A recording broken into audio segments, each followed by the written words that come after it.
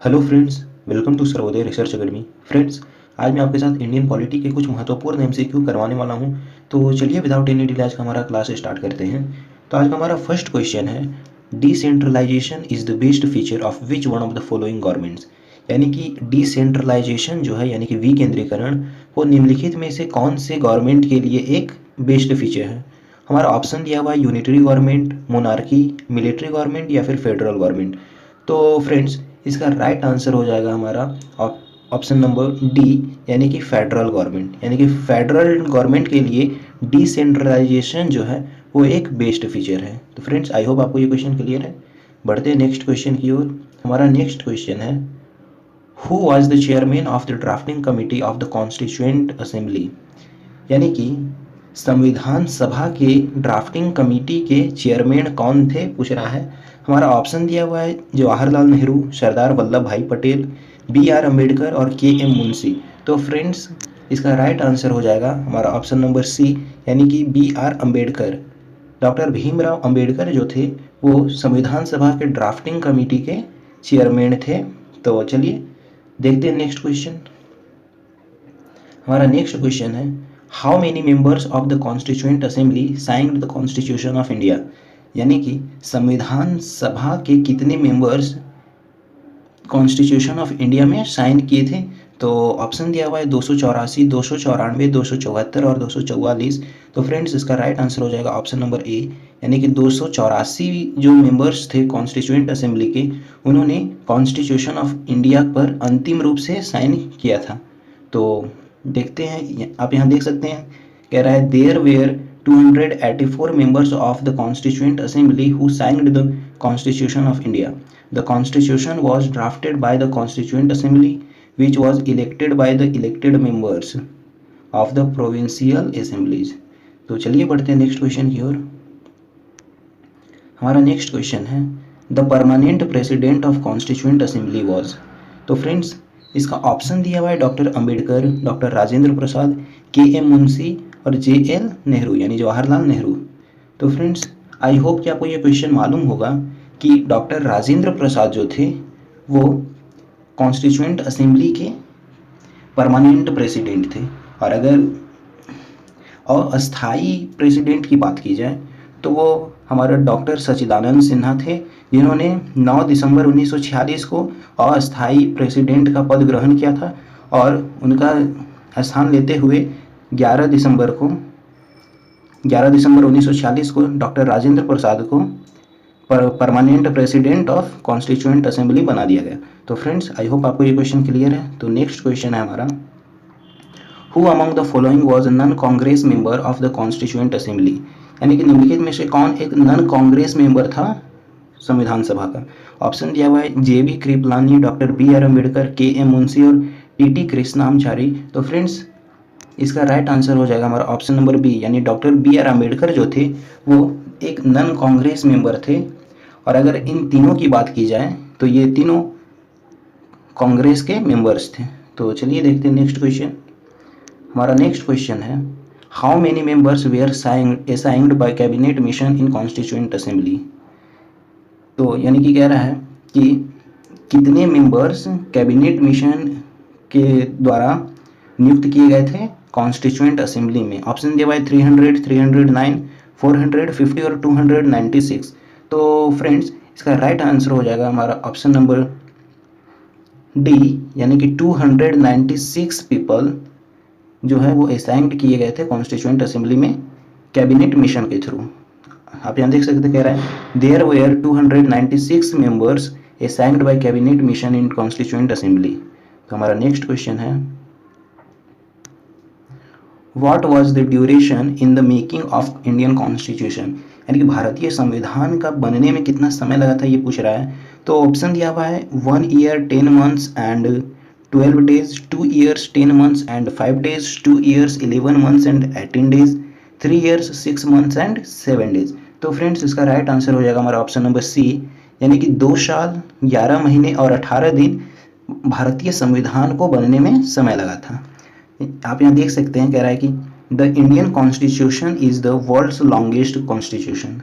At the time of commencement, the Constitution had 395 articles, in 22 parts and add schedules.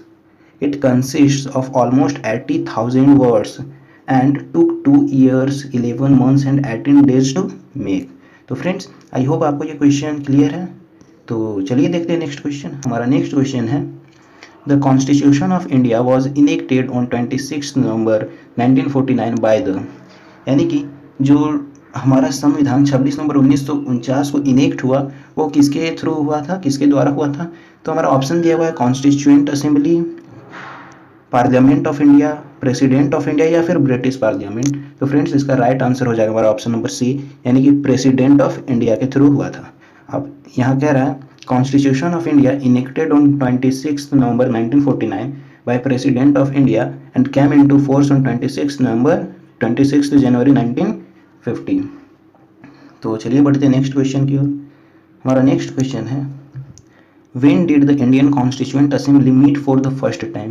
यानी कि भारतीय संविधान सभा की पहली बैठक कब हुई थी ये पूछ रहा है। तो ऑप्शन दिया हुआ है 26 जनवरी 1950, 15 अगस्त 1947, 9 दिसंबर 1946 और 19 नवंबर 1949।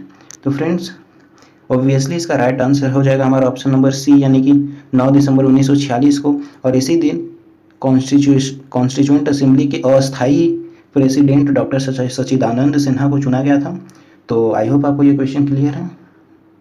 तो नेक्स्ट क्वेश्चन है the constitution of India was completed by which of the following dates, यानी कि संविधान, भारतीय संविधान जो है वो निम्नलिखित में से कौन से तारीख को कंप्लीट हुआ था बनके? तो ऑप्शन दिया हुआ है 26 जनवरी 1950, 26 नवंबर 1949, 11 फरवरी 1948 या फिर इनमें से कोई नहीं। तो फ्रेंड्स इसका राइट आंसर हो जाएगा ऑप्शन नंबर बी, यानी कि 26 नवंबर 1949 को हमारा संविधान बनके तैयार हो गया था। तो चलिए देखते हैं नेक्स्ट क्वेश्चन। नेक्स्ट क्वेश्चन है the proposal for framing of the constitution of India by an elected constituent assembly was made by. तो ऑप्शन दिया हुआ है Simon commission, government of India act 1935, Cripps mission और ब्रिटिश कैबिनेट डेलीगेशन। तो friends इसका right answer है हमारा option number D, यानी कि ब्रिटिश कैबिनेट डेलीगेशन। तो चलिए बढ़ते हैं नेक्स्ट क्वेश्चन की ओर। नेक्स्ट क्वेश्चन है who of the following moved the objective resolution in the constituent assembly, यानी कि संविधान सभा में ऑब्जेक्टिव रिजोल्यूशन का जो प्रस्ताव था उसे कौन पेश किया था? तो ऑप्शन दिया हुआ है doctor BR. Ambedkar, Pandit Jawaharlal Nehru, doctor Rajendra Prasad या फिर डॉक्टर सी.डी. देशमुख। तो फ्रेंड्स इसका राइट आंसर हो जाएगा हमारा ऑप्शन नंबर बी, यानी कि पंडित जवाहरलाल नेहरू जो थे उन्होंने ऑब्जेक्टिव रिजोल्यूशन को कॉन्स्टिट्यूएंट असेंबली में पेश किया था। तो चलिए बढ़ते हैं नेक्स्ट क्वेश्चन की ओर। हमारा नेक्स्ट क्वेश्चन है the number of members included in the constitution drafting committee was, यानी कि कह रहा है कि संविधान सभा के जो ड्राफ्टिंग कमेटी थे उसमें कितने मेंबर्स थे?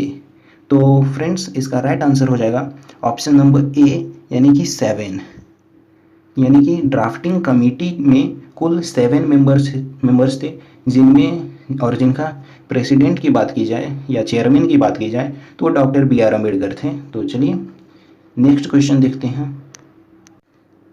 नेक्स्ट क्वेश्चन है draft of Indian constitution was prepared by, यानी कि भारतीय संविधान का जो ड्राफ्ट है यानी कि प्रारूप उसे कौन प्रिपेयर किया था? तो ऑप्शन दिया हुआ है sir BN. Rau, adviser to the constituent assembly, sir Alladi Krishnaswami Iyer, chairman constitution draft committee, doctor BR. Ambedkar union law minister या फिर जवाहरलाल नेहरू प्राइम मिनिस्टर।